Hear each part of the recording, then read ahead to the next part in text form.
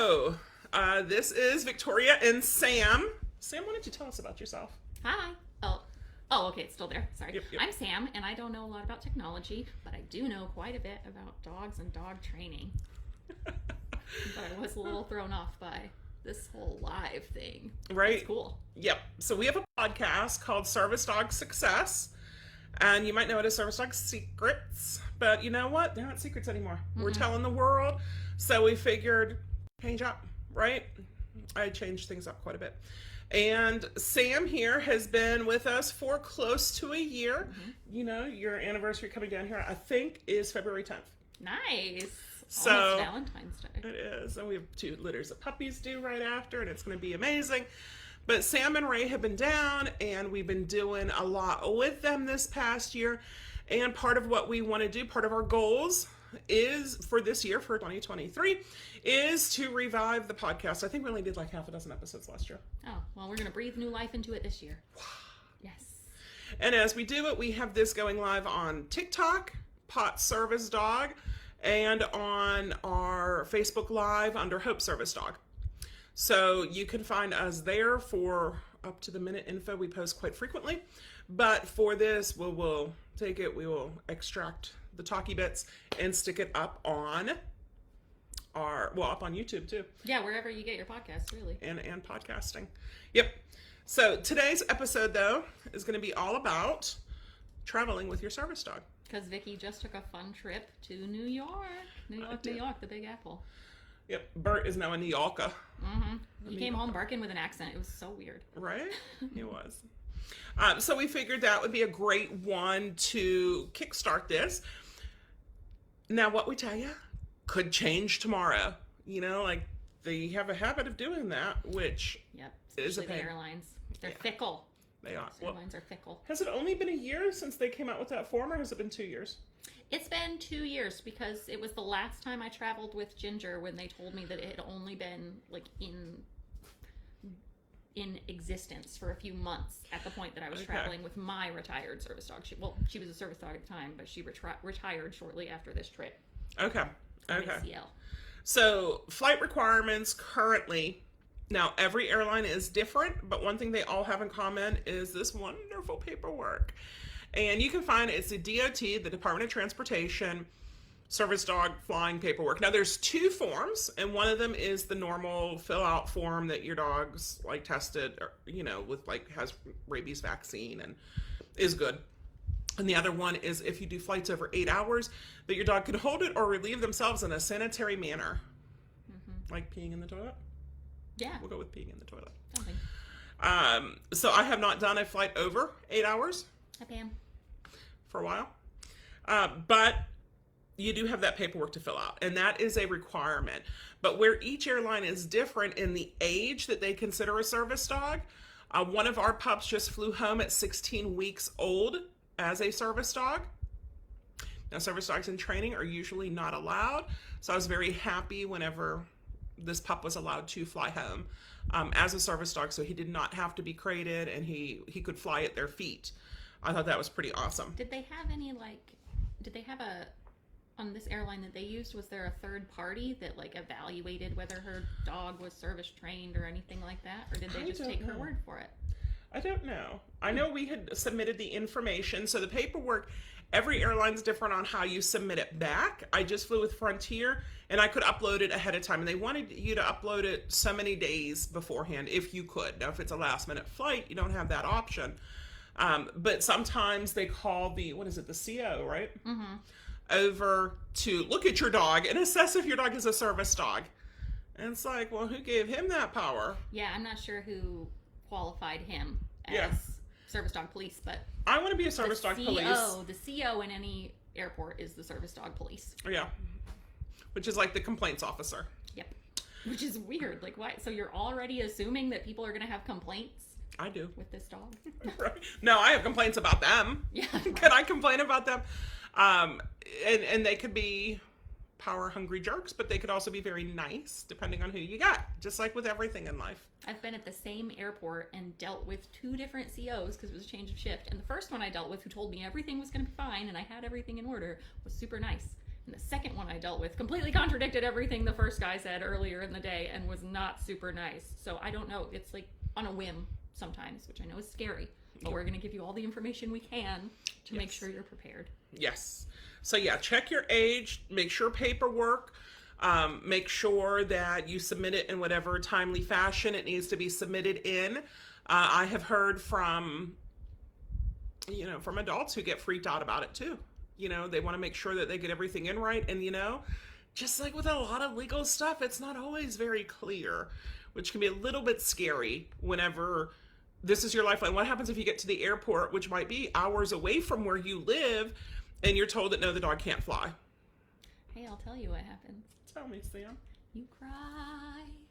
So on the last trip I took before I retired my service dog, I was unaware of this new paperwork. It was not previously when I had flown with her, because she was 9 at the time. We'd been working together for several years. There had not been paperwork. There was just, is she rabies vaccinated? Great, here you go.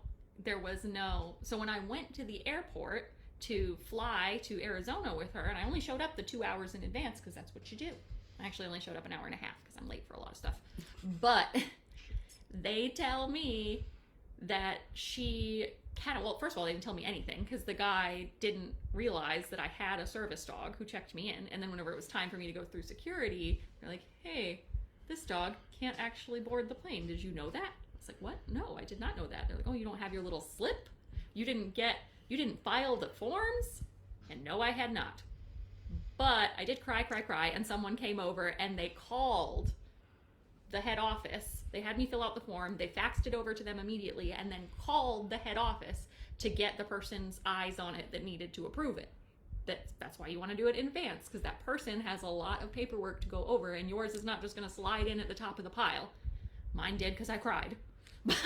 So unless you have Sam tears. And you're in a smaller airport. Yeah, the smaller airports are nice about that. Yeah. So they got me through, but then I had an issue later coming back, because I guess the special call that they had made 3 days prior when I had gone to Arizona did something with the filing of the paperwork, because then when I went to come back from Arizona, they said they had no record of my paperwork, so I had to do it all again. But that time I had gotten there early enough. They still had to do the call and make the lady look her eyeballs on it and approve it again, but I missed my flight. So what I recommend doing is anytime you travel, now there's a PDF, I told you that Department of Transportation has 2 PDFs. Fill that out ahead of time, guys, and save it on your computer, right? So then it's all typed out. There's not going to be any, well, I didn't see that your name was that, because you have chicken scrawl handwriting, right? So save it on your computer, save a copy of it on your phone, print a copy of it and stick it in your bag, not the bag that you check, your carry-on, your purse, your personal item, whatever you want to call it. Put it in your shoe. Just have it with you every time that you travel, even if you submit it. They did tell me that once I was approved, I would be approved for that dog for her life. So as long as it was that dog. That's not the case anymore.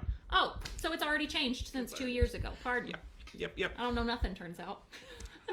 Put an extra copy in the vest pocket too. Yep, that's perfect idea.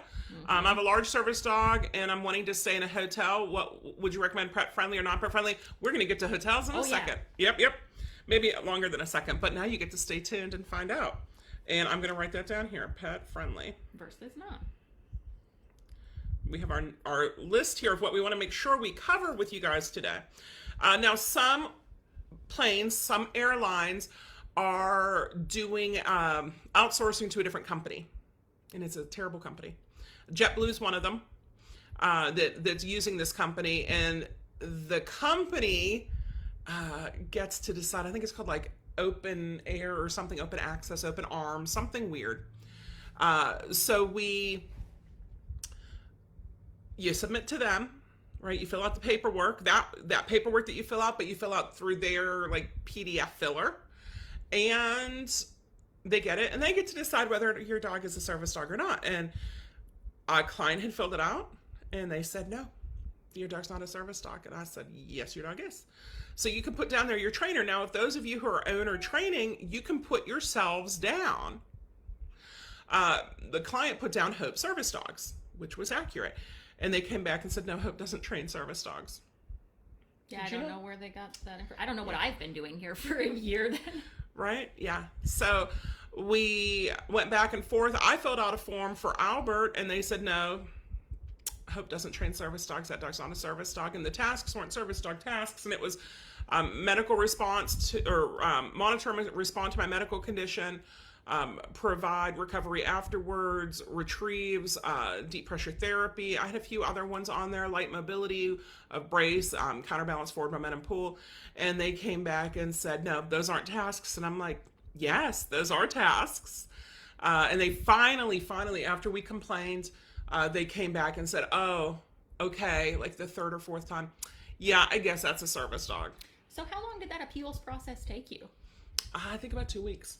Oh my gosh, so she had to start this, like, could you imagine if she just started that the day she was supposed to travel? Can you imagine if I actually had a flight with them and I was waiting for it? That would be terrible. I didn't have a flight. I was just doing it to be annoying. Yeah, if you had been in my position and needed all that 2 years ago. Yes. Or think, well, they might have appealed me by now. They might have gotten to you by now. American Airlines is who I dealt with 2 years ago. They had the issue, and they were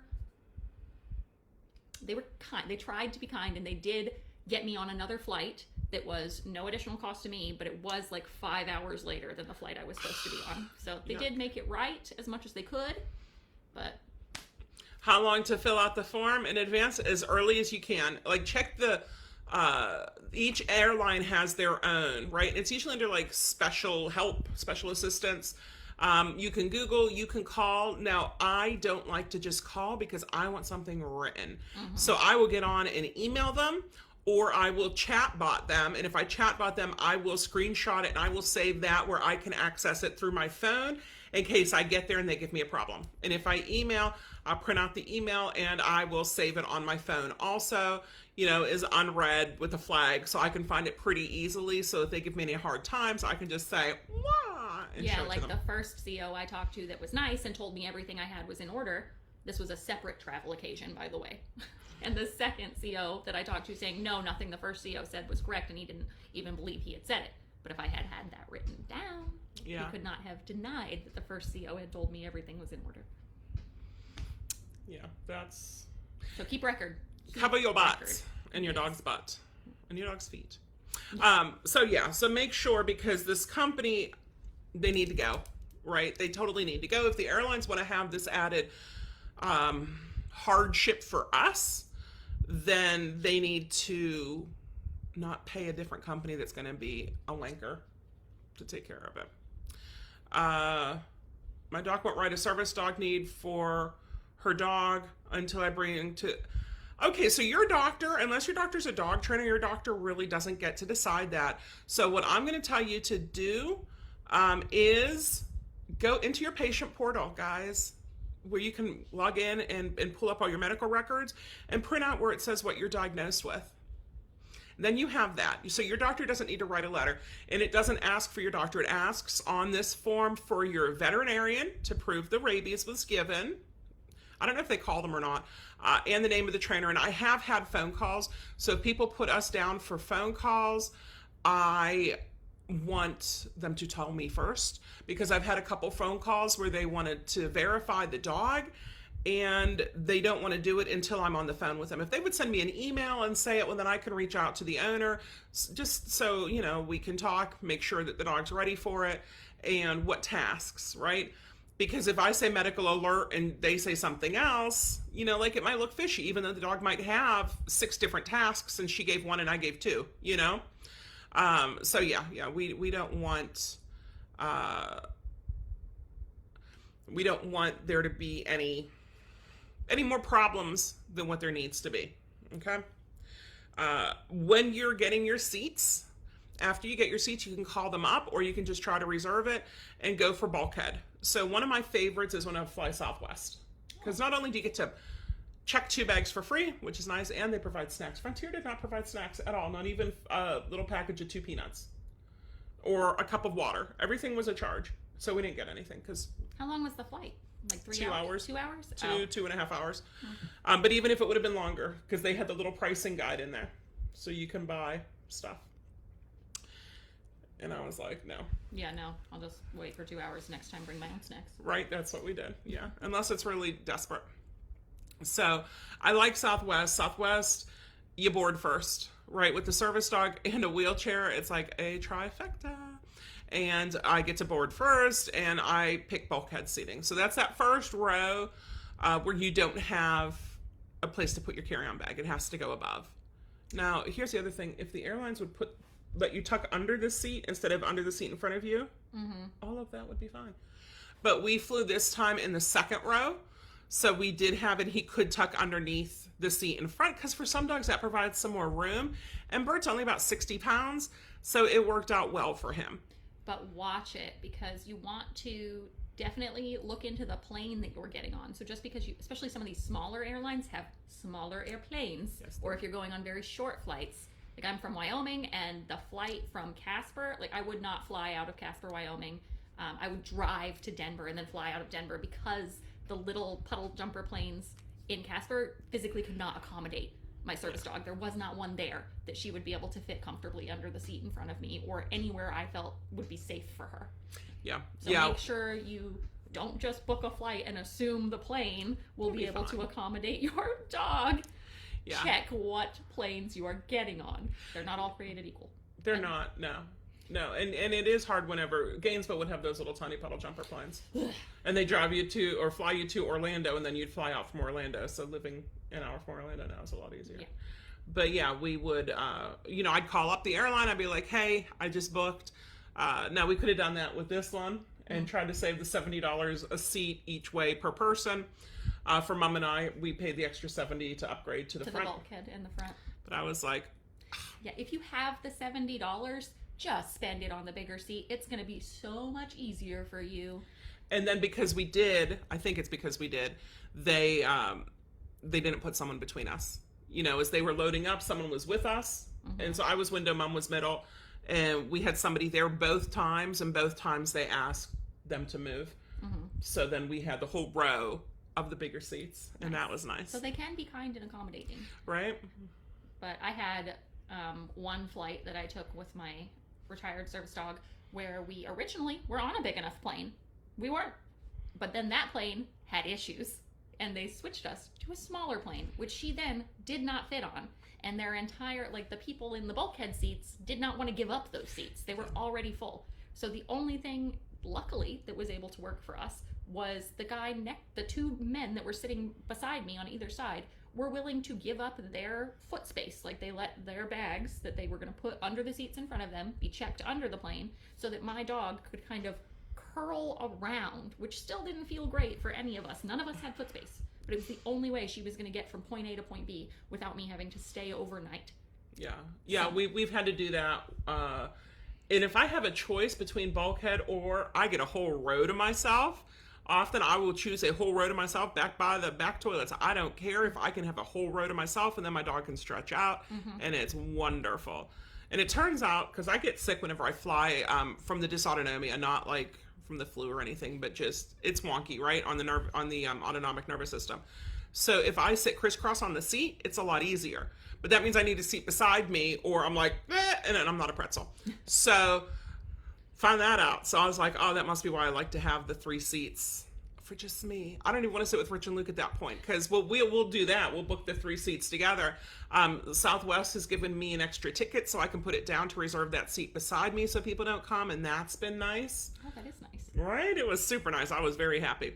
And it's usually a little more room and a little faster loading and unloading on Southwest, because they do check the 2 bags for free per person. So there's no sense on people, I have to log everything on here and stick it up. Not all airlines are created equal, is what we're telling you. Definitely. They're not all created equal. But yeah, so check those out. When you get to the airport, if you are checking your bags, right, go to where you check your bags. If you are not checking bags, like we just did a personal item for each of us, for my mom and I when we flew up to New York this weekend, and my Smart Drive bag, which they did not try to charge me for. Nice. They didn't even mention it, which I thought was good. We figured that was Bert's bag. But we didn't have to go there. We could just walk right through to security, right? Which was really nice, because we got to skip that whole long line down there, and we got to go right up to security. So if you don't know, what do I do if I'm not checking a bag? Just go right to security, or ask somebody, but you don't have to wait in the line for an hour like poor Jessica had to do. Yeah. Speaking of long lines, I know not everyone who's watching this podcast is going to struggle with the same disabilities or hardships. Me, myself, I had an incident the first time I ever went to IACP flying with Ginger, and we were in the Denver airport, and I was running late, and it was so triggering for me to be in that line waiting for everyone, and I was running late because it was not my fault. I had gotten held up at the check-in counter for issues with the airline. So then by the time I got to security at DIA, which was a mile long, and I had my dog and she hadn't pottied and everything was just stacking up, and before I knew it, my anxiety was through the freaking roof. I was shaking, crying, I was about to pass out. I'm utilizing my service dog, I'm doing everything I can, and someone comes over, like someone who just worked in security, and taps me on the shoulder and says, "Do you need to get out of this line?" Yes! Jesus, take me out of this line. And so if you're struggling, find somebody. A lot of people there, like we talk crap on the airlines, but a lot of people that work there are just people that work there and want to help you. So don't assume that everyone's out to get you. Yeah. Find someone to help. And ask. If you have a question, just ask. What are they going to do? Say, haha, that's a stupid question. Yeah, I guess it was. Wow, maybe my dog will bite you.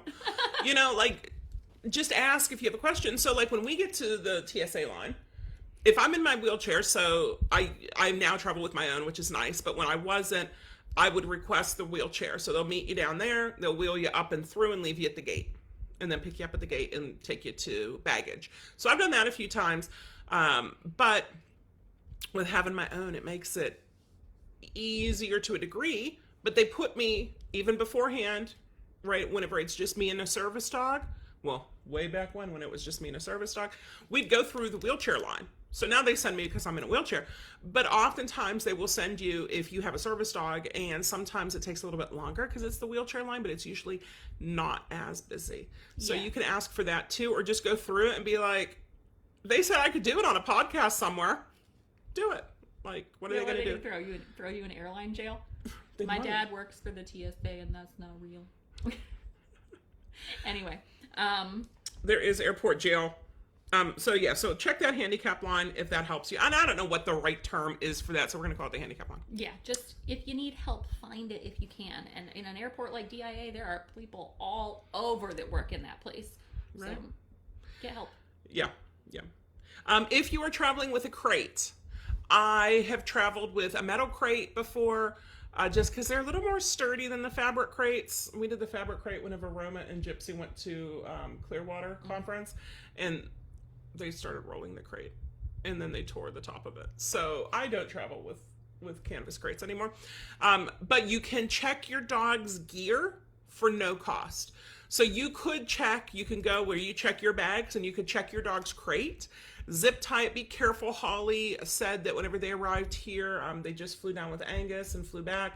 The crate pan was cracked. So they had to stop on the way home and get duct tape to try to duct tape. And of course that's not covered because who knows why, because airlines. Yeah, I guess they couldn't prove that it wasn't cracked before she put it in or something. Who knows? Right. So what do you do if you're going to do that? Take pictures before and after. If you're checking your wheelchair to go under the plane, if you're checking your bags, take pictures of it before and after. What's it going to hurt? You just delete them when you're done if everything's good. Yep. So crate, TSA. So hold on, I'm going to take a minute. We were getting some here. No, you don't brace on a dog for every step that you take. Someone's asking about bracing. Their bodies aren't built like that. I heavily disagree. Am I right? Where did she start asking? Or he? Another question. I saw someone say you shouldn't do bracing on any dog because their bodies aren't built like that. Okay, I heavily disagree. But who's right? I highly doubt they're right because bracing is done on so many dogs, and so is backpacking. But I want to make sure. So I talk about this a lot, safety and tasks. If you're going to do bracing on a dog, the dog should be at least 2 years old with closed growth plates, orthopedic vet approval, right? You have to watch the weight that you put on the dog. Always. I don't care if you weigh 100 pounds soaking wet and your dog's 150 pounds. You still have to watch it because you're putting weight on their back. And if you're doing brace, I like a lift up brace more than a push down brace, just because it is a little safer for the dogs. And it's while the dog is steady. If the dog is walking and you are bracing on the dog because you don't want to use a wheelchair, walker, crutches, cane, whatever, you're doing it wrong. You need to do it only when the dog is standing still, only for that short amount of time. If you're like, well, I need help getting upstairs, take an escalator or an elevator. Well, it's not there. Yeah, it is. It's easier. If not, it's going to be, okay, dog, stop, brace, step up. And then you're going to be putting more weight on. Like, there's handrails. Like, your dog can do special, amazingly awesome things, right? Medical equipment can do a whole bunch too. So use the dog where the medical equipment won't work. Okay? So sorry, that's one of my... We might do a whole nother topic on bracing. Like, as we get deeper into this pod. This is not the only episode to come. Yeah. Because that is something we get asked about a lot, and it is something we see a lot of people doing improperly. Yeah. So safety with tasks is on our master list now. Safety with tasks. So thank you. Perfect. That's a good one to put on there. Yes. Okay, so when you're at TSA, so we got you to the line. We got you to the front of the line. They're going to take you through. You put all your stuff into the bins. You take your shoes off, which is so much fun, unless you pay the extra for clear, which I'm cheap. The last time I flew, they didn't even make me take my shoes off. They change their minds all the time. Right? So we get up there. Now, I de-vest my dog. I de-harness my dog as much as I can, and I put that through. So my dog, like Bert went through on a flat collar. Whenever Arrow was doing it with me, when Gypsy was doing it with me, I'd get cocky and I'd just take them. They're naked and we go through. Because they have to touch down, they have to pat down anything the dog has on. So if the dog's wearing a flat collar, they're going to pat down the flat collar. If the dog's wearing a harness, they're going to pat down the harness. If the dog's wearing booties, they're probably going to make you take them off. Because they want to check everything. So this is a great time for name game. Tell us about name game, Sam. Name game. Name game is a fun way to actually explain to the dog the things that are going on around them and the items in their environment. So when done correctly, and in not just this one specific instance, you have to train this. You have to do work ahead of time so that when you do encounter something unknown, like a metal detector or a stranger that's going to touch your dog, to be able to feel them, you can actually tell your dog what's going to happen and help them feel secure in it, help them feel calm, cool, collected, ready to rock it, not nervous, scared, or possibly reactive. Yeah, and if there is a possibility that your dog's going to snap at somebody if they touch them, that dog probably shouldn't go through the airport. Yeah. Because you never know. Service dogs are not rehab projects. So even whenever I took my Malin, whether my Malin was Arrow, I never worried about it, right? Because he was going to be fine. But think of that and remember that. What else does your dog need?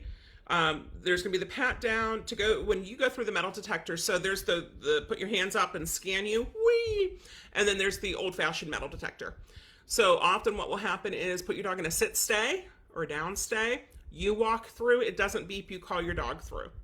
If you're traveling with somebody, they will hold on to the dog. Or if they don't realize that you're traveling with somebody and they want to be weird. When we left Orlando, I didn't tell you. He's like, can you hand me your dog so you can go stand in the hands up machine? And I'm like, I never stand in the hands up machine. I usually go through the metal detector. Yeah, well, so-and-so wants you to go through the hands up machine. Okay, like, seriously? So he held on to my dog. And of course, Bert's trying to get to me. And he's like, and I'm like, have fun with him. That's my mom if you need any help. Because, no, like, he's going to try to get to me. You're trying to separate us. There's a bunch of chaos going on. Seriously? Like, you couldn't just let me go through the metal detector like a normal person? I had to go through the hands-up machine, and then I'm standing there forever, and I'm like, you got me standing for a minute. Any more than that, and I can wind up on the ground. So tell me when to get up whenever you're ready, because you only got me for so long. Right? So we go through there, and then we get all our gear, and we sit down, and we re-gear the dog, we re-gear us, our shoes go back on, the phone goes in our pocket, you know, the bag gets hooked on the back of the chair again. All the fun stuff. Oh, speaking of, did you see what JanSport is doing? Oh, yeah. I have mine coming. That's shipped. So I'm so excited because we had 2 cases with just carry handles for Mom and I, and she had to flump them around like a Sherpa. I felt bad for her. And I put one between my legs and kind of squeezed my legs together, and it was kind of resting on the foot plate. And then we put the Smart Drive case, just so it doesn't get hurt, because it's a almost $7,000 piece of equipment, right? So that went on the back of my chair when it was empty. And you know, it's a lot to deal with. So JanSport Backpack came out with a full-size backpack and then like a half-size backpack, and it has a whole bunch of different connections, so you can use it with different pieces of medical equipment, including walkers. Oh, we need to tell Callie's mom. I don't know if she's seen that. That would be a really cool thing. So they have it in like fleshy pink, black, and tie-dye. But we got the black one because I figure, you know. And they even have like, it's slimming. I liked the graphic that you showed me where it showed like all the different ways that you could configure these backpacks and like which backpack you would need for what piece of equipment and how you could attach it on there. It was cool. Yeah, so I cannot wait. So next time we travel, that is my personal item, will be my awesome backpack. And I don't have to worry about schlepping it. Yeah. It was a pain. And like I said, I felt bad for her because I'm thinking like people are going to look at it and be like, that lazy kid, why is she in the wheelchair when her mom's there and she's older? And I'm like... and carrying all her stuff. Yeah. Yeah, so like I'll get upset because like people want to open the doors for me and I'm like, no, they should have the buttons. Like I should be able to open doors on my own. You know, like I should be able to deal with this stuff on my own. Like, stop helping me!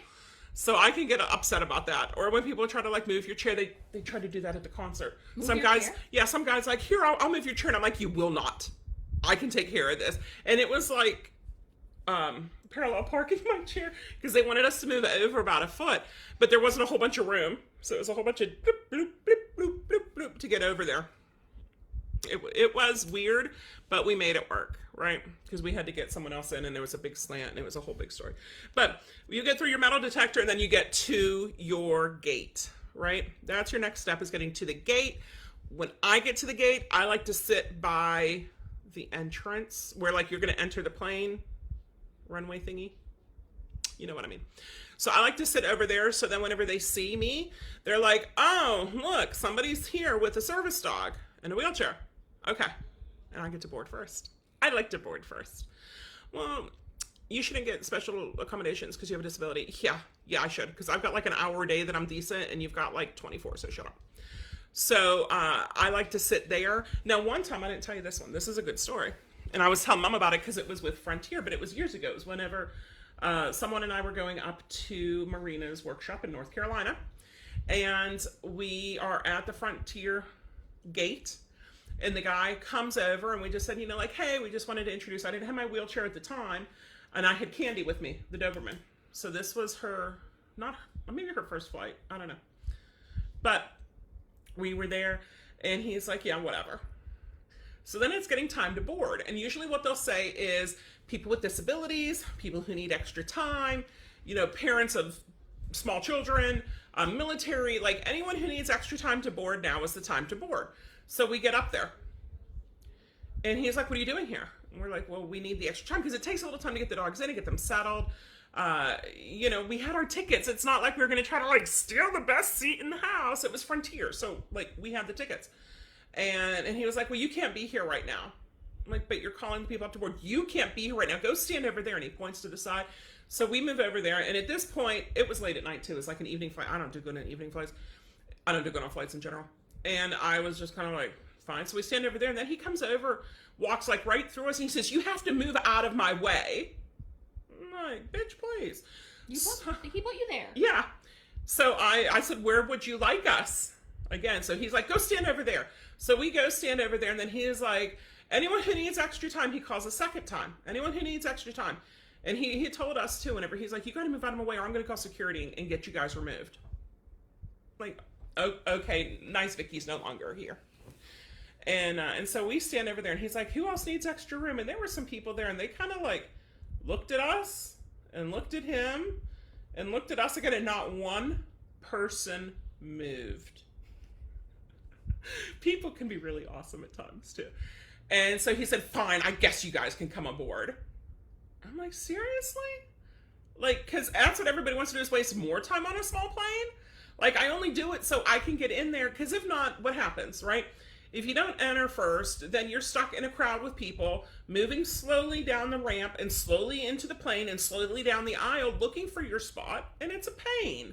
It's just easier, like, let me get on first, let me tuck the dog under. Like, nobody even knows that there's a dog on the plane because people are self-absorbed. Yeah, if you let them get on first. If you have to, if you're in, like, zone 3 or whatever, and you have to board and walk your dog down an aisle that has 150 people on either side of it already. Bashing out, because kids are at the aisle seats going, oh, look what I can do. Look, it's a dog. People are trying to put their luggage up. Stuff is falling. It's just way safer and more time efficient if you get on first with that dog and put it where it needs to be and then let everybody else do what they need to do. Totally. Danny asked if it was an electric or manual. I've flown with both. This time was the first time, I think, flying with my manual. I've been using that more because it's a tie-light manual with a smart drive, and that's easier for us. If not, my electric chair is a fold and go, and if you guys get one, use my name and I get like a credit, so then I can buy swag from them. But the fold and go is about 50 pounds. So for me and Mom, I didn't want that, even though it might have been easier because it's full electric. And this one, my smart drive, I have the dial, and if you get a smart drive, you must have the dial. So much easier. So I really like that. But yeah, so when you're there at the gate, like I said, board first. Like, let them know that you're there. Sometimes they see ya. And if somebody is giving you a problem, get somebody else. They are not the only person that works there. Might be. If they are, then kick them in the shins. They're the only person that works there. Who are they going to tell? No, I'm right? kidding. Do not assault anyone. It's a joke. Unless they're jerks. No, we're joking. We do not condone assault. Do we recommend dog ear protection? So we had some, and I was going to bring it up for the concert. And no, I've never used it, but it was also a Harry Chapin concert. So if you guys don't know who Harry Chapin is, if you've heard the song "The Cat's in the Cradle," with like the dad who doesn't have the tongue. Little boy blue and the man in the moon.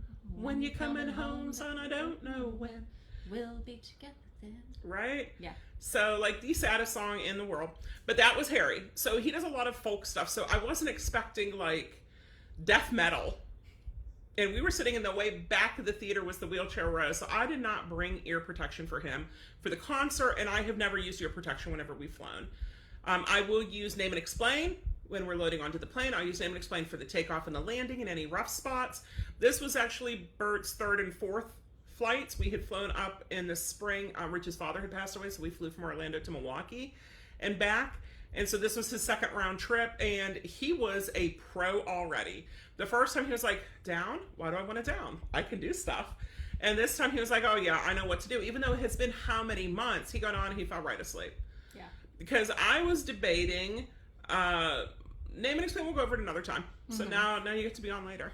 Yeah, we'll get to it. It's on the master list. Right. And it is one of the 20 foundation skills that every service dog should have. Yep. 20 foundation. Make sure that is on it. And it might be more than 20 now. I don't know. We have to... 20 plus foundation skills. 20 plus. We're going to put the plus on there. Disclaimer. So do you want to bring your service dog with you when you travel? So I was debating about bringing Bert this weekend because we flew up on Friday and we flew home on Sunday. And the day in between we had the concert. So do I want to bring him? I had my mom and she was like, I want a vest that says service mom. I'm like, okay. But do you want to bring your dog? Sometimes you, even though it's a service dog, right? You might not want to just because of whatever reason. We had a client, I was just telling Sam this before we got rolling, who would go on a cruise every few months. And she had a little Cavalier. I love this little dog. Her name was Heart. And she would come, she'd stay here, she'd get free run in the house, she'd take naps with me in bed. Like, she was a great dog. And instead of taking her on the cruise with them, they just left her here with us. And it was easier all the way around. And that worked, right? She had her husband there with her 24/7, and then they got pregnant with a late in life baby, and they stopped cruising. So, like, I miss her, I miss Heart, but sometimes that happens. Don't feel like you have to take your service dog every time because they're your service dog, and if you can do it once without them, then surely you can do it always without them. Do what you need when you need it. Yeah. All right? Just like every other piece of medical equipment. Like, there's part-time wheelchair users. You can be a part-time service dog user. It doesn't have to be every second of your life and every time you travel. Maybe every time you leave the house, from the time you get that dog at 8 weeks old until the dog dies, you must have him with you. Or else it's not really a service dog. It's a faker! No, it's not. Okay. It's fine. Like, they need downtime. Like, Bert today, he got to play with Rick, and he's just chillaxing for a couple days because it's tough on them. Right? And we're going to do one on goals and goal setting with your service dog. My goal for him for this trip was just that he does well. Like, I want him to enjoy himself.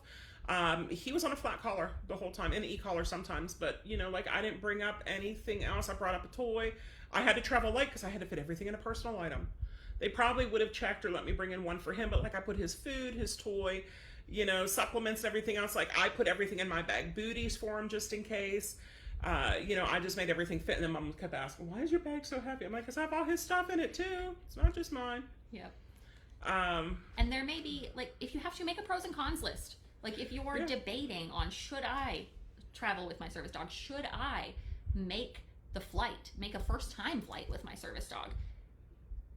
Put it down. Maybe you need to bring extra help for your first flight with your service dog. Maybe you don't take your dog for the first time on a flight that you're doing just by yourself.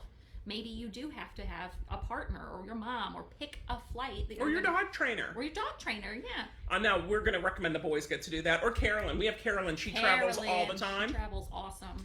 I travel like shit. Like, I don't like travel. I don't like flying. Sam drives all the time. I will drive thousands of miles before I will step on an airplane. So one of the things you could do too is sometimes airlines have really cheap deals, and you can fly from like Orlando to Miami for $25. That's a great first flight. No, it's a sucky first flight for some of the dogs is I have to fly across the country or out of the country. Now, sometimes it can't be helped. Like poor Percy, like his first flight was from here to the Pacific Northwest. Like, you can't get much further. But he was an ace because we had prepped him as much as we could for it. And that's fantastic. But if you have the time, if you have the availability, if you have the spoons for it, try the $25 local flights. And then you can just pack the stuff that you think he's going to need. You go there, you turn around, you come home. You know, like, get a round trip. You don't have to go and stay at a hotel unless you really want to. Sometimes it's just doing that. Talk to the airline. Talk to the CO at the airport, right, for the airline. And see if you can get on and go through TSA. See if you can get on the plane, you know, while they're cleaning it, prepping it, switching it up. If you have a small local airport, see if there's something you can do. If you could do a quickie with them. I'm not saying they're gonna. I know Blake does. But it's worth asking for sure. Blake takes them to the Savannah airport. And that's awesome. Yeah, I've taken, when I'm in Wyoming, my dad works for TSA at that teeny tiny airport I was talking about, the Casper airport, that I never fly out of because the planes are tiny. But they will let me go through the security equipment and everything whenever they don't actually have a flight taking off, because most days they only have 1 or 2 flights. But the airport is still open. Right. So I can just go in and they'll walk me through the security stuff. And if you're like, well, I want to practice this with my dog, which is a great idea, there's some things that we recommend you do to make it easier. Name game. Mm-hmm. 2-finger touch. Yes. Oh my God, a 2-finger touch. If you have a really strong target on these 2 fingers, you can lead that dog everywhere and anywhere. And that's going to help in situations like if your leash gets tangled up somewhere, if you need them to tuck under tighter under that little seat in front of you, if you need to help them figure out how to get out from that tuck under that little seat in front of you. That's what happened with Bart. He got stuck. With these 2 fingers, your dog is going to be so grateful. Yeah. Yeah, it's a fantastic tool. It's a focusing for your dog, right? You also would a sit or a down to get through TSA, a down while you're on the airplane. Service dogs do not belong in seats. Have you seen that?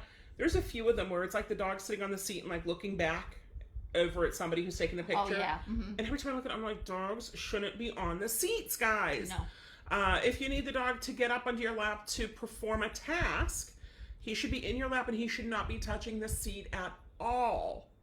At all. Right? Or the one where it's like, oh, he's a military dog and he served our country. Well, then he should be in a military plane if you want to put him on a seat. He shouldn't be flying commercial on a seat. Like, that's going to get the dogs removed from the planes altogether, because guess what? The Department of Transportation does not fall under the ADA. They're separate. Okay? So stop being weird.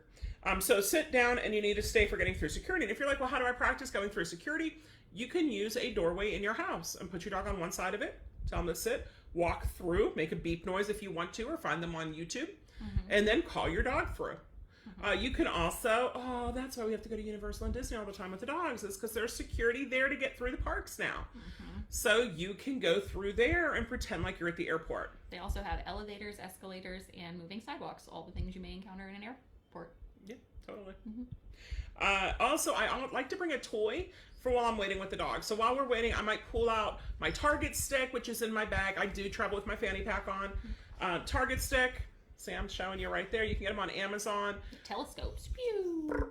You could do your 2-finger target while you're waiting. I do have dog's food and some Treatos in there. Don't be feeding your dog weird stuff while you're out traveling because you don't want upset stomach. If your dog does have upset stomach, Metrazionol, which is a prescription from your vet, or Propelectin, which is on Chewy and Amazon with no prescription needed, are really good to have on hand to bring, even if you don't think your dog's going to need it. There's always going to be a change in water. It might be. Oh, we have a question about what was the other thing you said the other night for diarrhea, so it's probably those two things. Yep, that's one of the reasons I said it too. Oh, I tied things together. I didn't know you saw it. No, it's good to point it out. And we're going to talk about hotels in a minute, Danny. So yeah, stay on. Airbnb I'm going to add on here too. So I like to bring a toy for waiting. When I fly back, I usually have a key card on me from the hotel room because they have them, and we'll practice retrieves with that, and that's better than practicing retrieves with a credit card where they can damage it.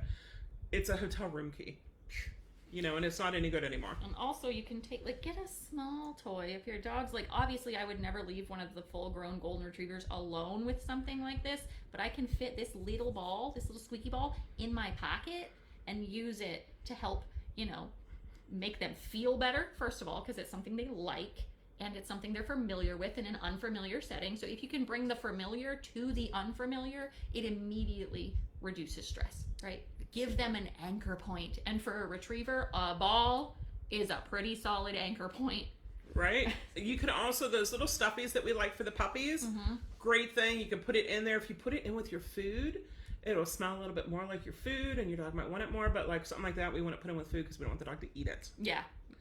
But yeah, bring a toy for while you're waiting with your dog. It is about your dog. If you want your dog to help you, you have to help your dog. And the 50th time you fly, it shouldn't be like the first time you fly, right? Right. I mean, heck, even I told you, the third and fourth are so much easier than the first one was. So that's why Vicky recommended maybe taking the cheaper practice flight that is just for training the dog. Yep. That's your goal. That's it.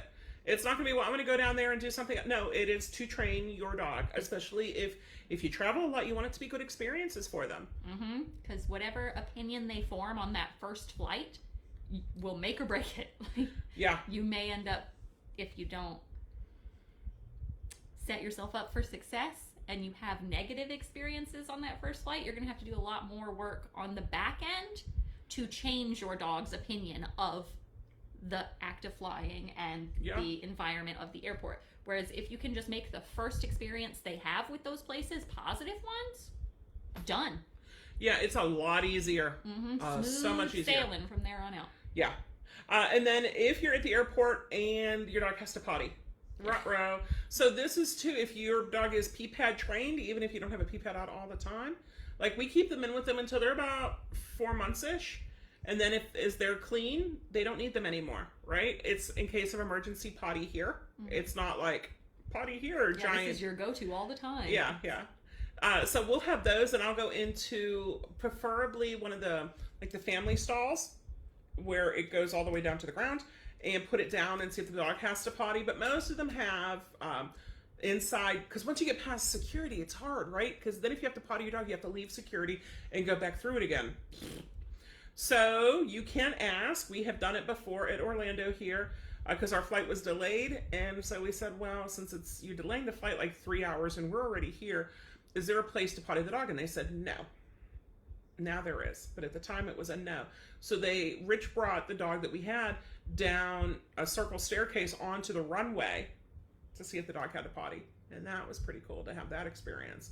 But I made him do it because there's no way I was walking down a circle flight of stairs and back up again. That wasn't going to happen. But so you've got a few options. Also, there's usually potty places outside, and if not, make a potty place outside. And if they're like, oh, that's not where the dog parties, too bad. That's where he pottied. Can I see your service dogs, please? I'm in a wheelchair and looking for a service dog. Oh, you should check. Just go to the TikTok main page. Yep. Bert is after on there this. all over. After this. Stay with us for now. But Bert is all over that thing. He is. And then our website's hopeservicedogs.org. We have Instagram, we have TikTok, we have YouTube, we have Facebook, and we put pictures and videos up all over. Yep. And I'm Sam Walker on Facebook, so you can find me if you want. You can stalk her. Don't stalk me. And Sam the dog trainer on TikTok if you want to see Ginger. She's my retired girl. I'm currently without a service dog myself since I retired Ginger due to the CCL injuries and just getting old. She just had an 11th birthday. So which is awesome. Yeah. So people always ask me, how long do service dogs go for? And I'm like, it all depends on the dog. Gypsy was retired at like 3.5 because of her back. Yep. That wasn't fun. And Ginger made it until she did that CCL tear. Would she have made it forever? No. She would have gone out for some reason. I hate that it had to be due to injury, but she was getting old when it happened, and they retire at some point. They do. So it is good to have a backup service dog. And you got to start thinking, what do you want? Do you want the same breed? Do you want a different breed? What breed are you going to go with? And we'll have a whole podcast on that too. Yeah, that's like one of the first things we wrote on the topics here was best breeds for service work, but we're not going to get into it right now. But you know what? I'm going to give them a sneak peek on what it is. What is it, Vic? It's Goldens. Especially from us. If you want to prep them right, like take my 20 years of training experience, Sam's 10 plus years of training experience, Rich's I don't know how many, and Ray's I don't know how many. 2 plus. And use it, right? So driving. So you get to where you're going, or you just want a rental car because it'd be cool to have a rental car. What are you going to do? Rental cars cannot charge you a cleaning fee. Mm-mm. I might tell them that I have a service dog. I don't always, but they see it whenever I go to pick up. I'm not going to try to be sneaky about it and have Rich wait outside around the corner while I go in and get the car. Yeah, because trust me, they're going to see the dog hair. They're going to see it. And then they're going to be like, oh my God, you had a pet dog in here. So yeah, I think it's best to just let them know when you go to rent the car that you do have a service dog, or at least after they give you the car, because you don't want them to give you the crappy one because you're going to put a dog in it. So at least after they've given me the keys to the car I'm going to get, then I'll say, hey, also just so you know, I have a service dog, so please don't accidentally add the clean fee on there. Will you make a note? And then they know that I know that I'm going to be looking for that cleaning fee, and they are not allowed to charge it. But also don't be a jerk. Like, don't let your dog make a mess in there. And if you can avoid a mess by like putting down a sheet or a towel or a blanket or something, be helpful. I flew with Delta. This was years ago. It's like 6 or so years ago. And it was a little chilly, so we got little blankets, and they're like these threadbare little red blankets, and that's what I would put in my travel bag. So you know how there's that stupid zipper on the front of your suitcase that you don't know what to do with because like nothing can really fit in there? Yeah, it's a tiny pocket. It's like you can put on a pair of your thong underwear and that's it. That's what I had the little blanket in, because it was a little threadbare blanket, right? What else could you do? Well, if you're getting new sheets for your bed, now you have to get new sheets for the bed because the dog needs the other ones for when you travel. And you can do the fitted sheet because that'll fit around the seat a little easier. You can do the flat sheet. When I get rental cars, I like to have a van or an SUV. I do not like doing a normal car because I'm used to my giant Mercedes Sprinter, and I'm like, I rise above everybody. So when I'm in a normal van, I'm like, oh my God, I'm like driving on the ground here. But I'll do the van or the SUV, and I'll fold down the back seats for the dog. So I don't want them on the seat if I can help it. If they're on the seat, that's going to be more fur on the seat. Whereas if it's in the back and on that fuzzy weird stuff, it's not as bad. Plus my wheelchair has to go back there. The luggage has to go. When Rich and I flew up, we each had a suitcase. We had Bert. We had my wheelchair, which was the electric one at the time. And we had a 4Runner. And we had to keep that middle seat popped open because we went up and we took his mom somewhere. and it was hard. Like nothing fit in the back. And Bert's like, I've got this much room. And I'm like, I'm sorry, buddy. Yeah. So we fix that as much as we can, but definitely check and make sure they do not charge you a cleaning fee. And if they do contest it, you absolutely can. And that's a benefit to paying with your credit card too, because a lot of times if you can't contest, like if the rental company gives you issue, you can go straight to your credit card company and say, this was an illegal charge, unauthorized.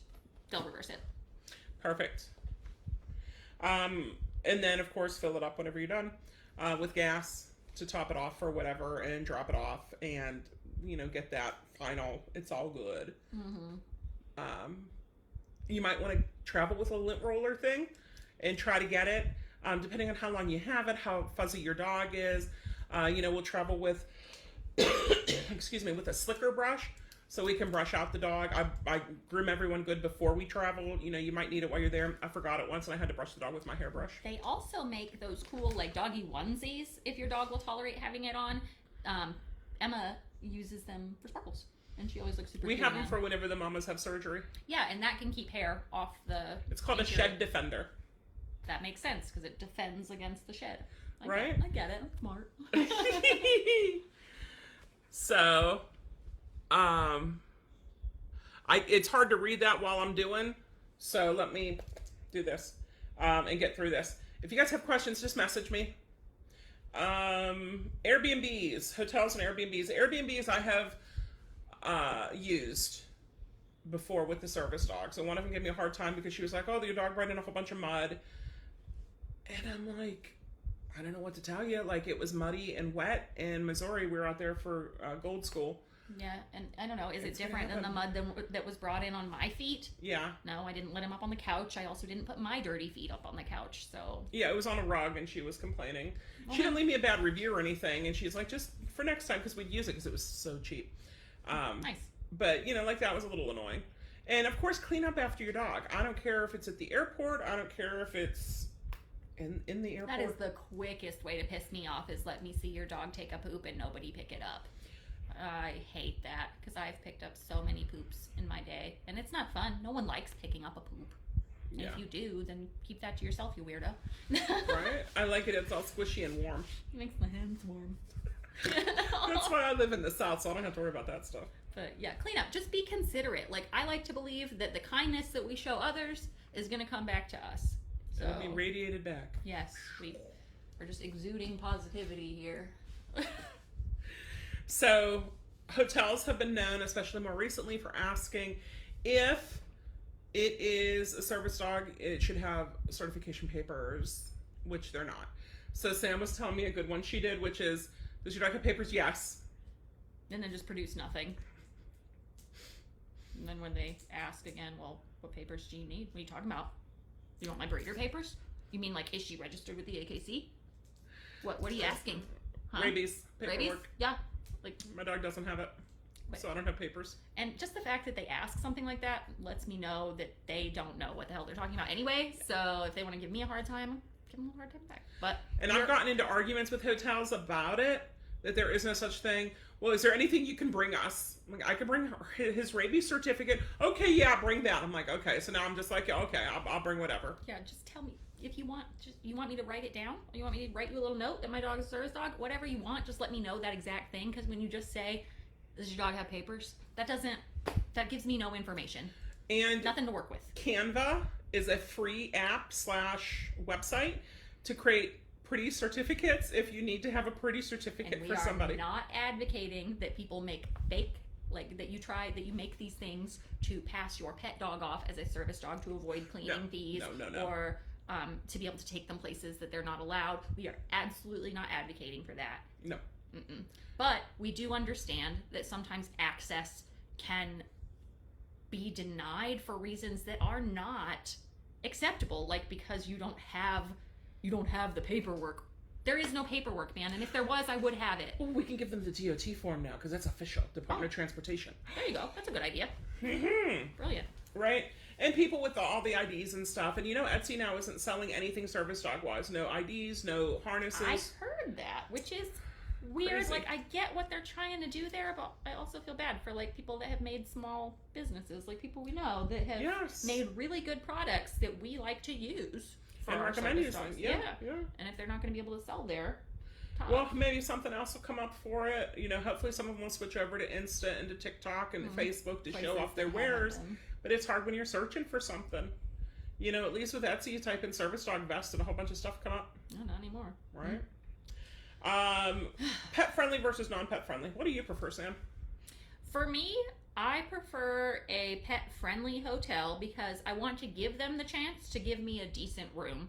But if I go, like, you can have a decent room at a pet-friendly hotel, but if I go to a pet-friendly hotel, tell them I have a service dog, and they put me in a room that smells like cat piss, I will immediately step out of there and go, nope. And if they go, well, that's the only pet-friendly room we have available. Well, this isn't a pet, this is a service dog. So you're going to put me in a room that does not smell like cat piss. Sam, tell me if you've had that as an experience, huh? I have, but I also stay a lot of, like, Hotel 6s and stuff. So I prefer a non-pet friendly hotel because I don't want to have to deal with obnoxious pets. Yeah. I also have one, like I have a pet, well I guess both my dogs are pet dogs now because they retired, but often I'm traveling with service dogs in training, and pet dogs. So that's why I choose pet friendly, because it's easier for me to make sure everyone can be accommodated, because maybe on one trip I've got 2 service dogs in training, and on another trip I've got 2 regular pet dogs. So for me it's just easier to go pet friendly. Yeah. And they can. I've had some pet friendly experiences that have been phenomenal. Good. So. Good. But on the whole, non-pet friendly is usually going to be better for if you just have the one service dog and you don't want to run the risk of somebody's, off-leash monster Cujo running down the hallway. Yeah. Bark. Yeah, then pick a non-pet friendly. Yeah, and honestly, if it's your first couple times in a hotel, you might want to go pet friendly and then decide what you think. Mm-hmm. If you don't know if your dog's ready for a hotel, try not pet friendly and see how it goes. Mm-hmm. And your dog does good there, you'll be like, oh, cool. Now I know he's not gonna mess up the suite at the Ritz-Carlton. Yeah, we're gonna have pinkies out when we have our tea. Yes. But because we started at the Motel 6, we know we can come to the Ritz-Carlton and our service dog is not gonna poop the floors. Or the Brownwood Hotel. That's pretty schwanky. Yeah, and it has the elevators, and isn't the Wolfgang restaurant like right next to it? Yeah, it is. Brownwood's nice. Yeah, I like that Brownwood. Sheet on the bed, so your technically service dog's not supposed to be getting up in the bed with you, so bring an extra sheet.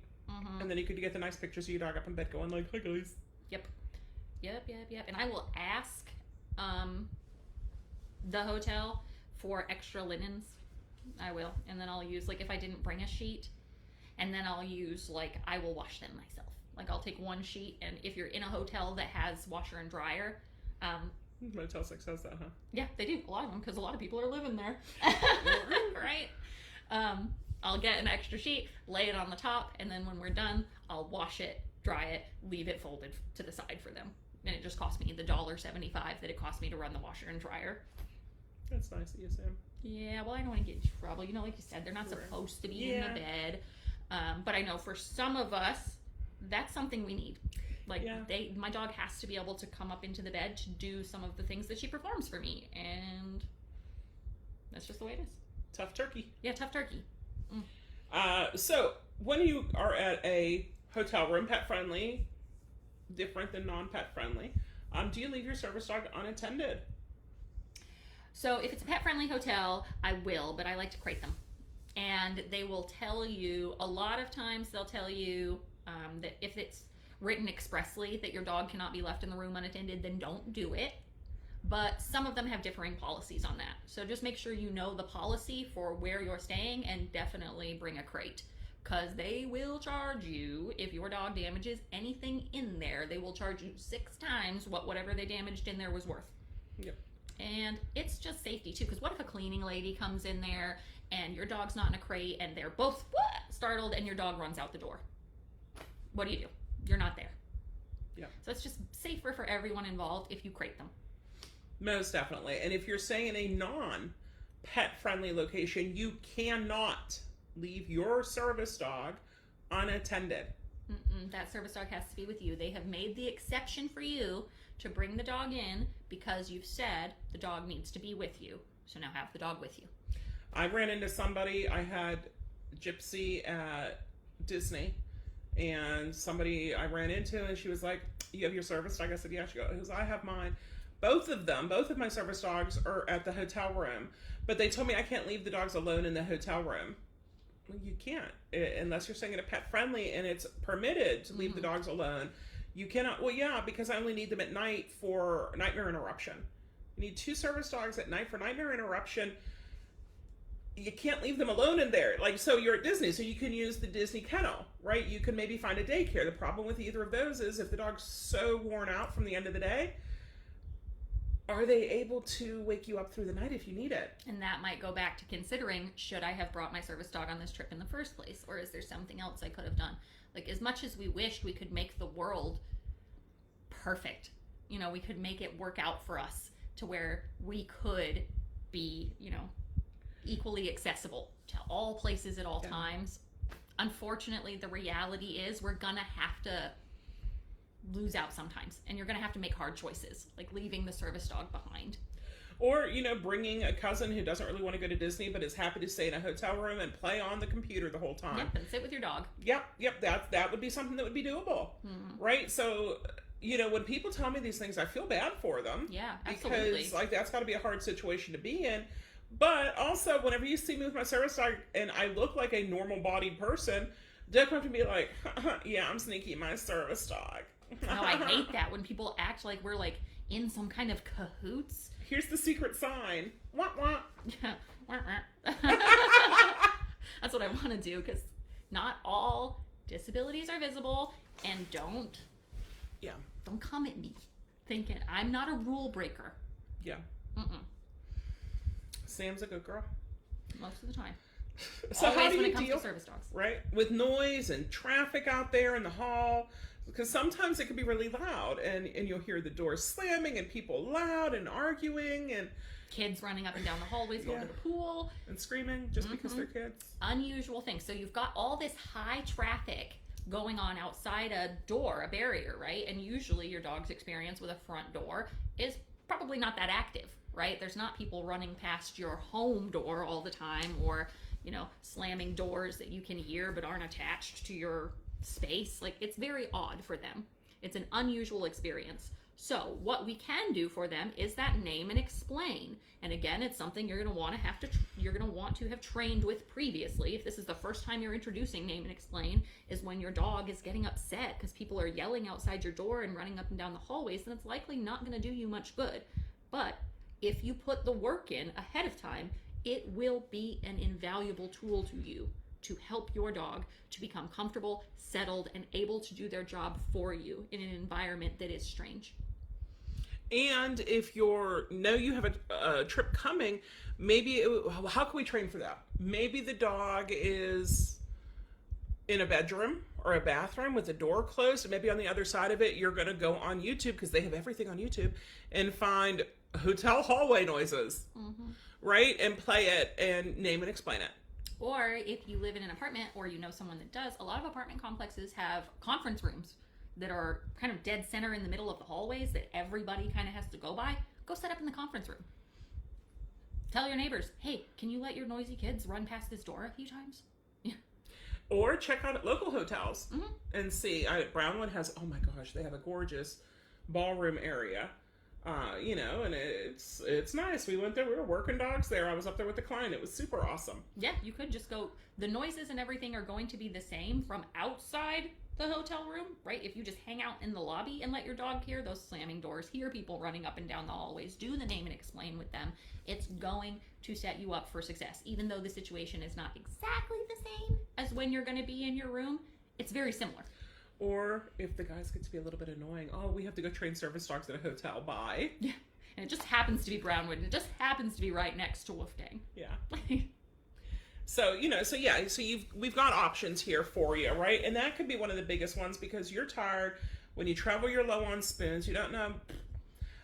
What else can you do? For what? There's going to be elevators. Guess what Publix is now doing? They're putting elevators in the new stores when they build them, because we're bougie. So try to find elevators, and it might be beforehand. Go to a hotel. Go to a Publix if you have a Publix who has elevators. Go to a mall. Yes, they still have malls. Sam goes to them. I do. I like them all. She likes malls. Her and Ray can be mall rats together. They usually have a Spirit Halloween store in the malls. So you can go there and do the elevator with your dogs, right? Pool. What do you do in the pool? So there's indoor pools, there's outdoor pools. Guess what? Your dog can't go in the pools. He can go in the pool area, but he should not touch that water. And he should only go in the pool area if we are confident he's not going to drink the water and he's not going to urinate or defecate anywhere, right? Especially in the outdoor pool setting. And if you've trained your dog to be comfortable peeing and pooping on different surfaces, concrete and stuff is likely to be in the pool area, make sure they're not going to pee and poop there. Okay. Yeah, you don't want that. And they are absolutely not allowed to touch the water. Nary a toe should go in the water. They should be within they shouldn't even be a few feet within the deck, right? If you can help it. Sometimes you can't. But I don't want my dog walking that 6 inches where are you going to fall in if you messed up? I don't know. Haha, look how sneaky I am. Don't do that. They shouldn't be close enough to reach in and take a drink. Yeah, none of that. So leash, what should you do with the leash when you're in the pool? Keep it on him. Yep. What happens if I'm in the pool and it's just me? Tough luck, right? Hold on to that leash. You got 6 feet of it. So what we've done before, when we were up in Gainesville, we lived in a condo and there was an outdoor pool and like no one ever used it. So it was fantastic. So when I didn't have clients or dogs to do, I would go over to the pool and I would tether my dog. I would bring a place board over. You can also bring like a mat or a bed for your dog, but something that's waterproof because, you know, the water, yeah. In Florida, so it rains.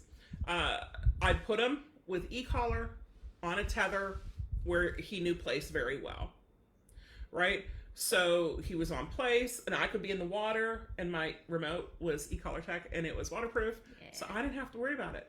If he started to get up, Now, if he starts to get up, what if it's for a medical alert? That's why I don't train my personal dog's medical alerts anymore.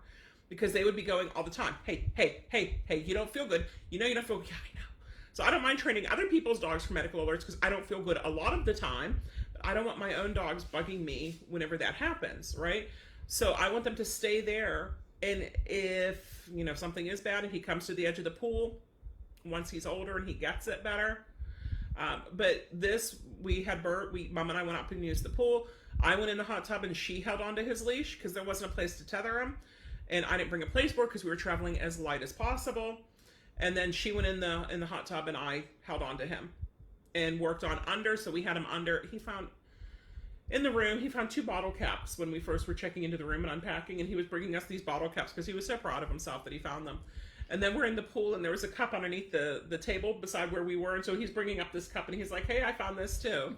Apparently that's what he'll do. So the hotel should be expecting a bill for his cleaning fee. But also, yeah, someone should be cleaning under those tables and beds better. Right? Lord. But yeah, that's it. It worked out nice for him. And then the hot tub gets me dizzy and Mom was dizzy and there were 4, I don't know, like late teens, early 20s girls in the pool, in the hot tub. Everyone wanted the hot tub, right? And they were like, oh, I'm getting real dizzy too. So Bert was like, dude, everybody's dizzy and I don't know what to do. You're all dying. Right? So that's I'm like, just get me out of here, buddy. So he's getting me out and he's like, well, I don't want to trip in that pool right over there either. So, you know, I felt bad, but our goal for that was just that he is exposed to that environment and does well. I didn't bring a toy for him at that point. I didn't have food because I'm a swimsuit on, not my fanny pack. And when you say does well, you mean remains calm or? Everything, yeah. I wanted him to remain calm. I wanted him to under, which he did. I wanted him to be good with my mom holding on to him while I went in the water and he was at a distance, and for that he did have his e-collar on again. Mm-hmm. So we had that figured. So then he was like, okay. And at first he was like, Mom's across the pool. And so what did Grandma do? Walked him over to one of the chairs by the hot tub once he was calm. So by being calm, he got to come over closer to me, and then he found the cup. And then whenever I got him, we had to get a pool key. So we had to go, because the pool key wasn't with the room key. So we went over and he was trying to pick it up, but it was harder for him to pick up the key on the concrete. Yeah, go figure. Easier on carpet. But so, you know, we got that and he came back over. Like I said, he undered, he did DPT on me. So he worked lightly while we were there. And it was all in all a very positive experience because we did that the first evening, and the next 2 days that we were there, every time we walked by the pool room, he tried to go into the pool area. He liked it. So he had a good experience. Excellent. That's what we like to hear. Again, that first experience is the one that sets the tone. Yeah. Got somebody in here. Where to start with training my dog for service work? He's a year old. Well, start with foundational skills, definitely. Train them like you would any other dog in the basics. And really consider what tasks you need, because especially for psychiatric work, sometimes it can be a little vague. So try and be as specific as you can with your tasks and then train towards those goals. And check out our online course and check out everything we put up on social media. There's stuff about psychiatric response and stuff on the TikTok. There's actually a video of me doing some psychiatric stuff with dogs on the TikTok that you're watching right now. So check that out. Yep. We have a whole bunch. Also, in case you didn't know, the hotel will have ADA rooms, which they will have like the grab bars for the toilet. The toilet might be a little different height. Often they have roll-in showers. You know how much I love a roll-in shower? I don't need my wheelchair in the shower, but with the EDS, the Ehlers Danlos Syndrome, I will whack my foot. Like my whole left side will get whacked all the time because I misjudge how far it is proprioception-wise. So proprioception awareness is a task that I will train, and that's with a good heel, which is on my left side, or side, which is on my right side. And so then if the dog's there, hopefully I won't kick like the bookcase and broke my foot twice. Hopefully I won't do that again. So walking over the tub can be harder. So I prefer just walking into it because I know I'm not going to whack my foot. Right? Plus then that's where the dog's water goes because it's easier. And if he spills, he's spilling in the shower anyway. So that, and I do have the wheelchair in the room with me usually. So I like to get the ADA rooms, but they do have them. Mm-hmm. So if you are traveling with a wheelchair, that is something to think about. Sometimes they change the layout. Sometimes it's easier with the wheelchair. Sometimes it's harder. Sometimes it's more tiled, less carpet. They're all a little different, but you can call up and you can ask. Okay, so that was the ADA rooms.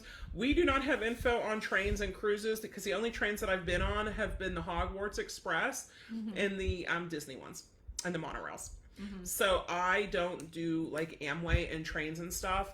A cruise is one that I would be really, really hesitant to take my service dog on. I just don't know how they would accommodate. So from what I've heard, for cruises, so cruises don't just have like an airplane where you go from here to here, right? They have multiple stops. And if you're going to take your service dog on a cruise, you have to go to a special USDA licensed vet because Nala just did this. Oh, nice. Right? So maybe we'll get her on here and talk about that. But she had to go to a special vet and prove this stuff up ahead of time. She had to put in that it's okay to go to all those different stops, even if she wasn't going to be on the cruise during that time. She still had to put in whenever you get off at the cruise, because sometimes it's in different countries. You have to watch your dog coming on or off because they're going to have different things going on. You know, if your service dog's in another country, do they have the same accessibility as America? No, it's all different. So from what I understand, it's a little bit easier to do it and then just like somebody stays on board with the dog, but then somebody's staying on board with the dog. Yeah. So it's one of those, like I said, Heart would just come out here. Like you don't have to have the dog with you all the time, but you know, decide. And if this is what you want, they'll also do like from what I understand, like a kiddie pool with sod in it, and they'll put it like on your balcony. But then that means the only place the dog can potty is on your balcony. So if you're on the other side of the cruise ship, you have to get over there to potty your dog. And you would definitely want to do training in advance. Like, know that your dog is going to relieve themselves in the kiddie pool on the, like, you need to make sure that that's going to be able to happen. Yeah. And it's also a good thing to have your dog trained for anyway, because in case of hurricane, inclement weather, snowstorm, anything like that, you might want to do that. You know, we did it. Got negative 20 in Casper this past winter, Casper, Wyoming. And there were people who had Casper the ghost. Yeah. It got negative 20 at Casper the ghost. Well, it's probably for a reason. Yeah. Right? No skin, no blood. Right? So if you have a basement, you know, that might work. If you have a garage, that might work. You know, to put your pool with your sand. But Sam had made one up for our puppies here during one of the hurricanes. And we just brought it right into the dog room and they used it. Yep. But they were also trained from those little litter boxes. Yep. So they were, all I had to do was sprinkle sand and then sprinkle in some of the pellets. Now, I didn't fill the whole kiddie pool with She the filled pellets. it this fill. No, she didn't. It was a barely on there. Yeah, it was mostly dirt and then some of the pellets that they had been used to using in it, and they immediately knew what to do when they hit it. So. Yeah, we use pelletized bedding with the puppies. Yeah, that's what I mean by pellets. It's like the same kind of bedding you would use in like a horse's stall or something. We get it from Tractor Supply. Yeah. It's for horses. Yeah. We do have a question. Love you guys. Thank you, Kimmy. Thank you for sharing, always sharing your knowledge. Always a great help. Sam, how often are you in Florida? More often than I'm anywhere else. Yeah. It's her regular. residence. She's a resident, Holly. She's a resident of Florida. Mm-hmm. And now Ray is too. He got his Florida license last week. Yep. And I have been holding a Florida license and a registered voter for like 4 or 5 months now. So I think September. Yeah, since right after my birthday, because my license expired when I turned 30. And so what did we do? I moved to Florida and I got a Disney pass. Yeah. So we have those. Now, There are the 2 ADA questions. Holly says she's working on it. Is that a service dog required because of disability? And what task or work has the dog been trained to perform? Those are the only 2 questions. Only 2 questions, but like we just talked about, the DOT is exempt from that because that's ADA. Oh. So people be like, I'm going to report you to the ADA. Well, you'd be reporting to the Department of Justice, and that doesn't matter. And then with like hotels, I don't know where they fall under, but it's just a good rule of thumb to know the answers to those questions. Yeah, and then no matter what they ask you, because sometimes they don't know what they're supposed to ask, right? If you just spout off the answers to those 2 questions, the piece of information that they were looking for will be in those answers. I've got a good thing that happened to me. It wasn't a good thing at the time, but I didn't get all panicky like I can sometimes get where the adrenaline starts going. Before the concert, Mom found a bakery, and so she wanted to get dessert for after the concert. And we were going to find a place to eat before the concert, but, you know, everything was going to be closed by the time we were done because it was in Patchogue, Long Island, New York. I found out how to pronounce it. It's weird. But we go into this bakery, and she looks, and then she's like, okay, you know, then you can look.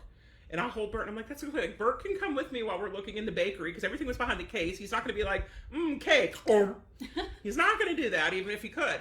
So she, but there was a bunch of people. So I was like, okay. So she went and looked, and then I went, and, you know, we picked out a couple things that we wanted, and Mom's ordering them.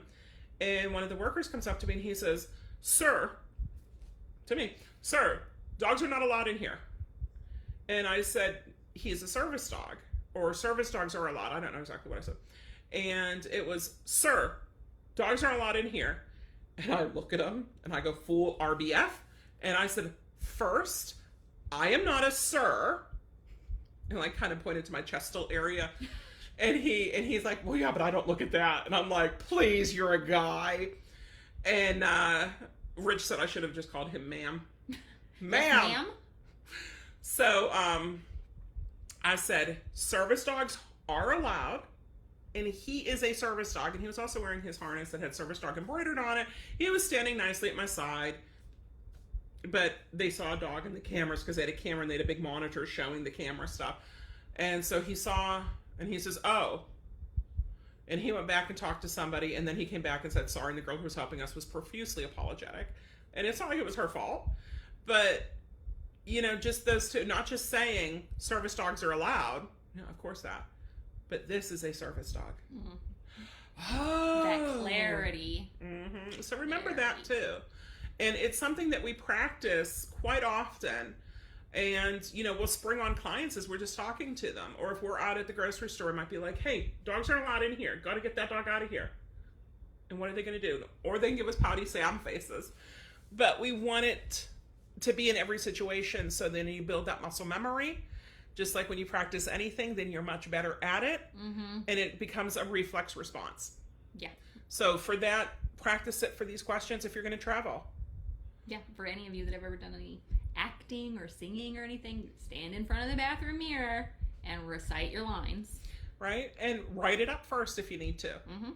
Write up the 2 questions, write down your answers to them, and then just have people pop quiz you as much as you can. And honestly, you could even get Callie's people have like little business card type things that literally just have it typed up like the service dogs are allowed and this dog is a service dog with a few more words than that.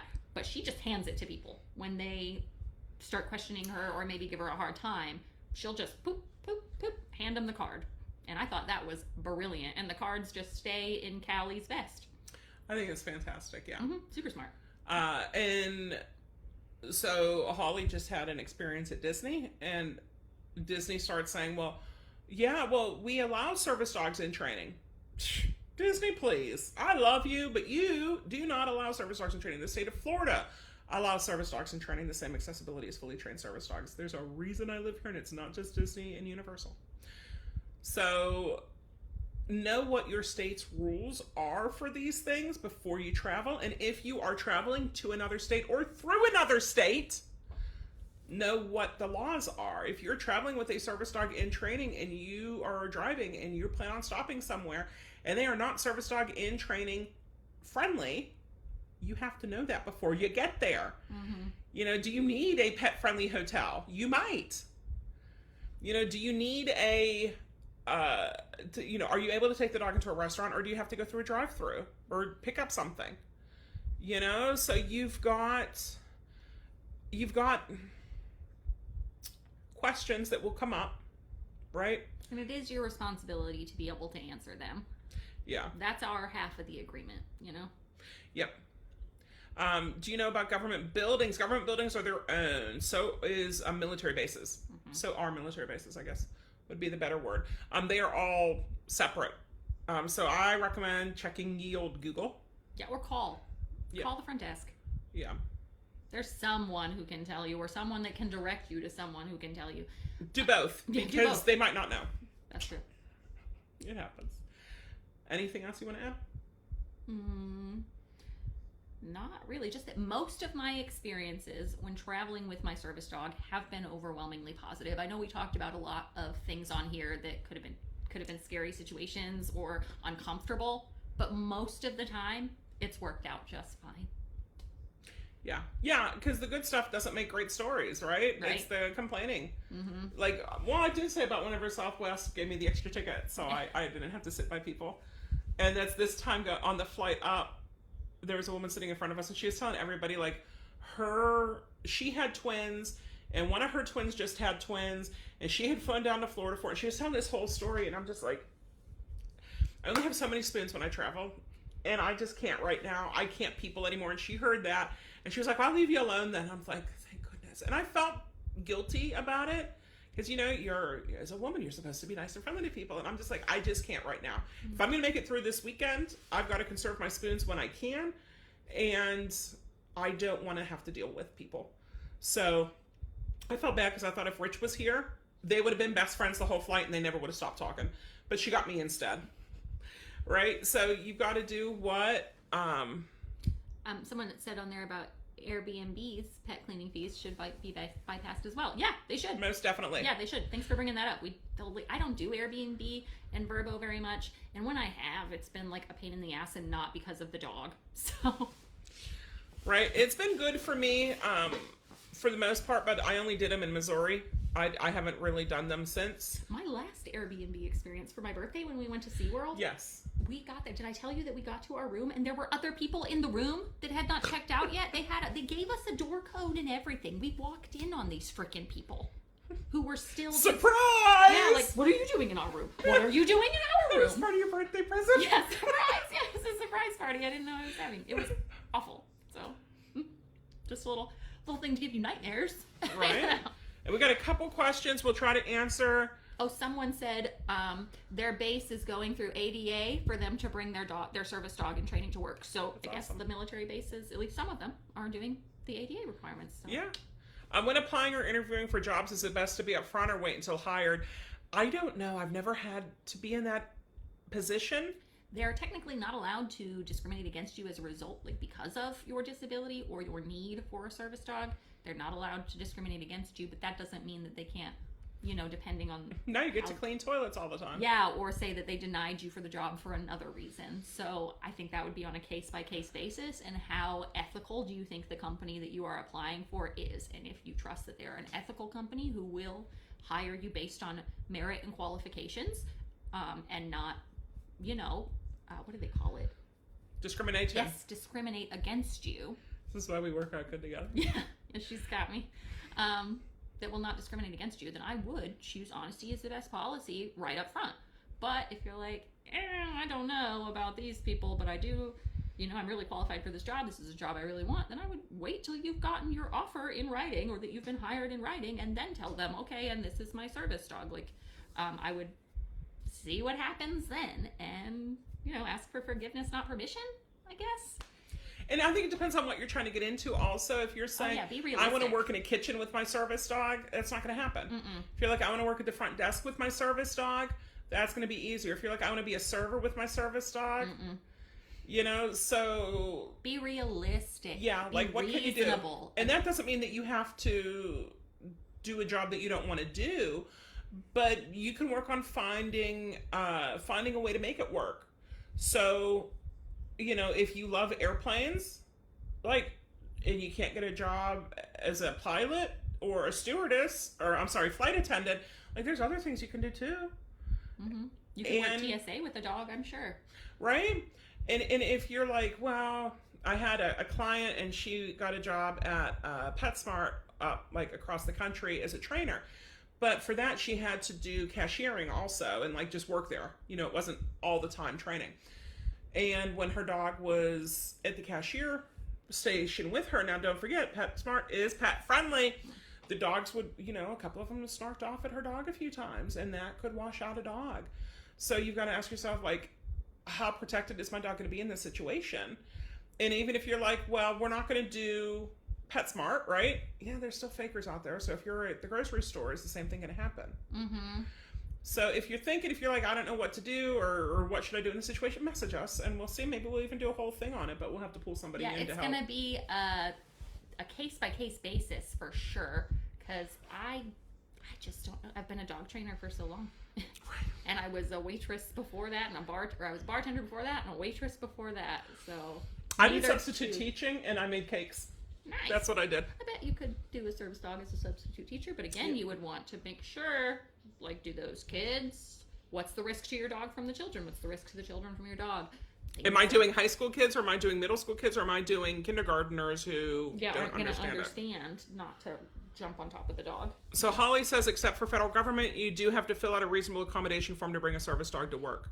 Or a vet clinic, it's not safe for your service dog to be near sick animals. Very true. Correct. So we've had some people who are working in a vet office, and they're usually kept in a crate in like the vet's office instead of like intermingling with the clients. But even then, I would be like, how useful is my dog to me if it has to be crated all the time, and how safe even in, you know, with airborne viruses and stuff. Yeah. I don't know. There's just so much to consider. I wish there was just one straight answer for you, but man, life's hard, isn't it? Right. They're asking, do you think you'd be a dog trainer with a service dog? Yes, but it also depends on what you're doing. I would not bring my service dog if I'm dealing with aggressive dogs. I would not bring anything other than a flawlessly trained service dog. And I don't care how you train, the dog would be on an e-collar because mistakes happen, guys. So yes, you can, but it's going to be a question of how are you going to have your car running with the dog in it and a waggle monitor while you're working with the client? Are you going to meet the client out in public? What are you going to do? So I do a lot of service dogs now, so I can have my dog and I can have the service dog client out with me. So I worked a lot of behavioral rehab with my service dog, but just like Vicky said, I kept her away from those reactive animals, from those animals that had the potential to harm her. Did you see in the group somebody had posted that happened, that their dog was attacked by a client dog? Oh my God. And can you imagine if that was your service dog? You know? So yeah. And then how in depth do you go for your answer to what tasks do they perform? Keep it vague or add more detail. It depends on how bitchy I'm feeling at the time. I'll start vague and then add more detail if they ask. Yeah. I'll start like, you know, it's medical alert, response, recovery, whatever. And then if they go, well, what's that? Then I'll say, okay. And I'll tell them. And they go, well, that doesn't sound real. Then I'll go, well, it is. And walk through. Yeah, like. So Universal asks, Disney doesn't ask. So, and Universal, it's so cute because they come up and they're so proud of themselves that they have their 2 questions and they know what it is. So if they're coming up and you say, yes, medical alert, response, and recovery, they're like, huh?